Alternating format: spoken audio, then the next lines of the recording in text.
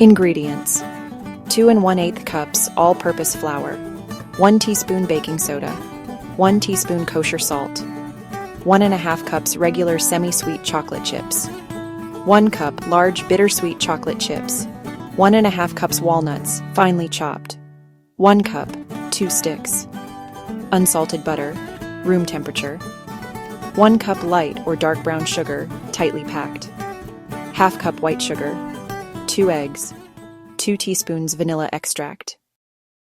Heat oven to 375 for degrees. Sift flour, baking soda, and salt. Set aside. Mix together chocolate chips and chopped nuts. Set aside. All medium speed unless otherwise noted. In a standing mixer with the paddle attachment, cream the butter and sugars until well mixed and light. Scrape down the sides. Add 1 egg. Mix for 5 seconds. Scrape down the sides. Add second egg. Mix for 5 seconds. Scrape down the sides. Add vanilla. Mix for 5 seconds. Scrape down the sides. You're going to add the sifted flour mixture in 4 batches, stopping before adding the final batch. For the first 3 batches, mix at low speed just to combine, scraping down the sides between each addition. When you get to the final batch of flour, add the chocolate chip art nut mixture. They will get a bit crushed. That's okay. Mix until there's barely a trace of flour visible. Don't overmix. Sometimes it's better to be safe and do the final bit of mixing by hand.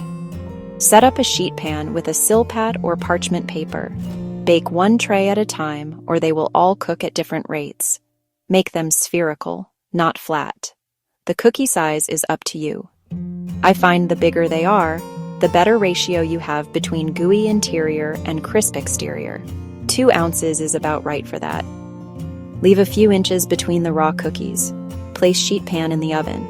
They cook very fast at this temp. I never set a timer. I just hang around the oven and drink tea. They're done when they're brown and crispy on the outer border and raw in the very middle, 8 to 10 minutes. Remove sheet pan.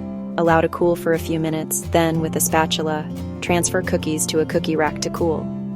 If you're not going to eat them right away, they should be frozen. If you're not baking them off right away, portion them out with an ice cream scoop, place them on a sheet pan, and freeze. Once firm, store them in a Ziploc bag. Works great to bake them off when they're frozen.